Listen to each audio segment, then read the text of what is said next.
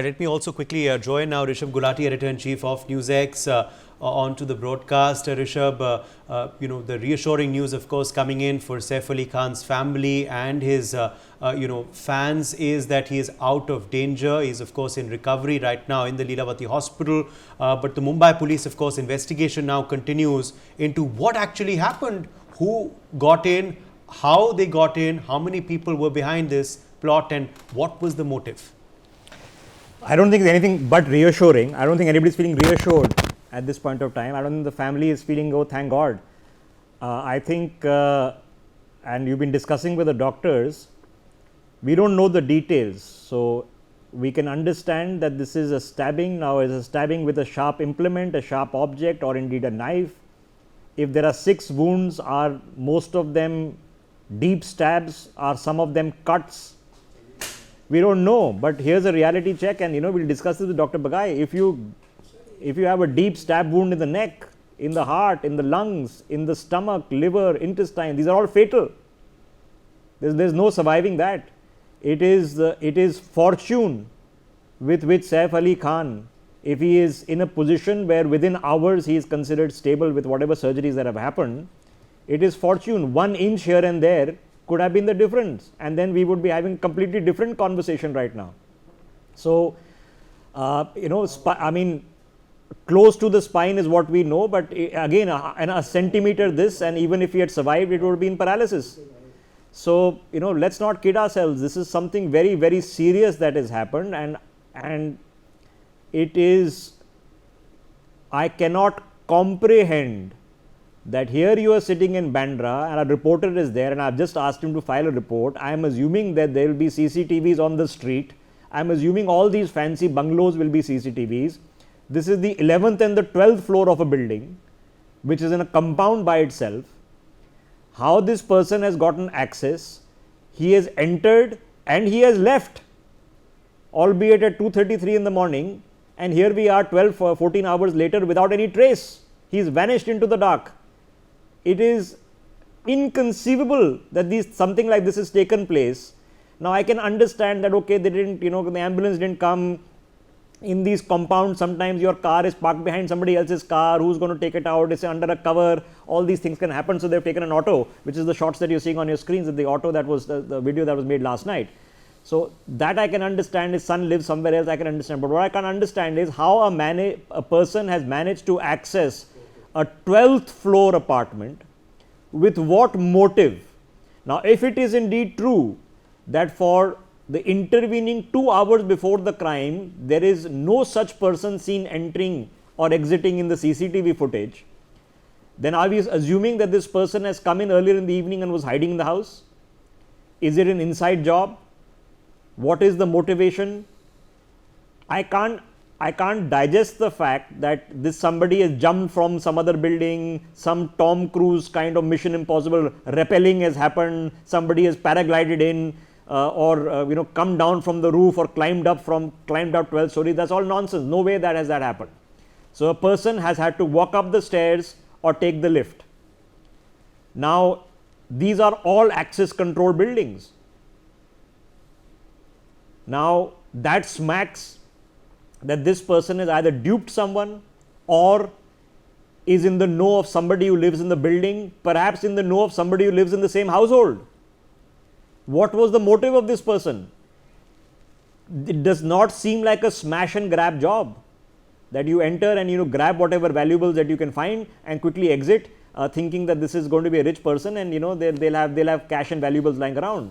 If indeed the person has been there for several hours, what was he trying to do? So, I cannot fathom, Uday. Now, you travel to Bombay often, we travel to Bombay often. This is in Bandra, okay. Bombay is not a city that is complete sannata in the middle of the night, okay. There are crowds on the streets, there are autos moving, people are walking there at all times of night. This person has come in and left without a trace, and they so far can't find him on CCTV. What have we just discovered? Saif Ali Khan is fortunate, his family are fortunate to be alive, and let's pick that up with Dr. Bagai. Now, we just know stab wounds. Now, a stab wound can be a screwdriver, it can be a knife, it can be any sharp implement. We don't know whether the attacker was carrying it on his person or grabbed something from the house or the kitchen. We don't know. But a stab wound is a different from a laceration. It's different from a cut. We are assuming that a sharp object has penetrated his body, not just lashed it. And sir, anywhere in the torso, you are centimeters away from fatality. Absolutely. So I think on one hand, of course, Saif has been extremely lucky to have survived this. God has been kind.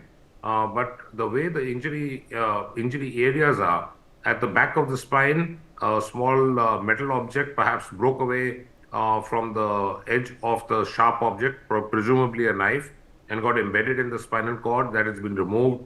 The CSF leak, the fluid leak of the brain fluid, has been secured, and he's recovering. But say, for example, the lesion in the neck, it could have lacerated or ruptured any of the major neck vessels. The patient can bleed and die to death because of hypovolemic shock within 4 to 5 or 6 minutes. Indeed, in intra-abdominal injury, a liver, a spleen, or a pancreas, or indeed a kidney at the back, or the lung or the heart could have been ruptured. So these are extremely dangerous situations. Obviously, the person who's entered would have been physically fit enough to assault Saif. Point number two is he would have been reasonably sure of the environment in which he came in, so that he has an exit route out. Some sort of recce would have been done, perhaps the insider's job, difficult to say. The police and investigation agencies. Okay, but Dr. Bagai, specifically now, so what do we know precious little. I'm assuming the Leelavati hospital will come and speak. There are some matters of privacy concern also, but let's face it, a public personality, this information will come out eventually. But if indeed, they are saying a 2.5-inch piece metal piece has been surgically removed. Okay. Now, if we are assuming that something broke off, if you and I, sirs, go to our kitchen and try to break the edge of a knife, it won't be easy, perhaps impossible. That means we are suggesting that there was a very fierce assault, that this was not just a stabbing and a run. This man really attacked Saif Ali Khan, who's a well-built, I know he's 54 years old, but he's a well-built, fit individual. He really attacked him and managed to score 6 of these stab wounds, and any of which could have potentially been fatal. So I think the scuffle would have been for more than a few minutes for sure, for him to have attacked 6 different parts of the body, and for him to have entered into the spinal cord at the back, the cervical area, and then probably in the scuffle and the movement, a part of the metal broke away. So the guy who's assaulted Saif would have been reasonably strong. So again, like I said, God has been kind that he's alive and he's recovering well. Dr. Bagai, before I go back to over there and move on, but so just on this point, now at a point, we've all had injuries, but stab wounds are not one of them, obviously. So what happens to the body, sir? I'm assuming that in the moment, the adrenaline is pumping. So, maybe you don't immediately feel the pain, and you're trying to at least save yourself because you understand you're in a do or die moment. So in the moment, what happens to the body, sir, when you perceive an assault or when you perceive an injury? What's happening in the moment, and then how does it build from there? I think the first natural instinct of a human being is to save yourself. So you go into a mode in which you try to defend yourself. But even if probably Saif would have tried that, he got injured 6 times. So the body normally, as nature, reacts to send blood to the more important parts of the body: the brain, the heart, the lungs. That's the most vital part. So the blood supply is directly directed towards the vital part of the body. So in these kind of situations, the most important thing is what we call as ABC: airway, breathing, and circulation. So the airway must be secured, the breathing must be normal, oxygenation must be maintained, and circulation, that means blood volume and blood pressure, must be maintained. Quicker you reach the hospital, better the chance of survival. The nature of injury will decide how well the patient recovers. So luckily, the Leelavati hospital teams have been excellent. They managed to secure the leak, close the wounds, and he's in the path of recovery. Okay. They said they'll shift him tomorrow. Okay, quick question, sir. I'm assuming that 6 stab wounds, okay, which reasonably deep, if there's a 2.5-inch piece which has had to be surgically removed, these are deep stab wounds, at least some of them. I'm assuming that this would have engendered, even if they've missed the vital organ, this would have engendered a significant blood loss on an immediate basis, minute to minute basis. Yeah, so if the major vessels haven't been hit and lacerated, the blood loss would have been there, but not so much to cause death. So again, like I said, he's been lucky. But the point of note is that this assailant entered near the kid's room. Now imagine if he had assaulted one of the children, the child would have died on the spot. You know, okay, so let me flip this around. Uday, you know Saif Ali Khan, you've interviewed him several times, members of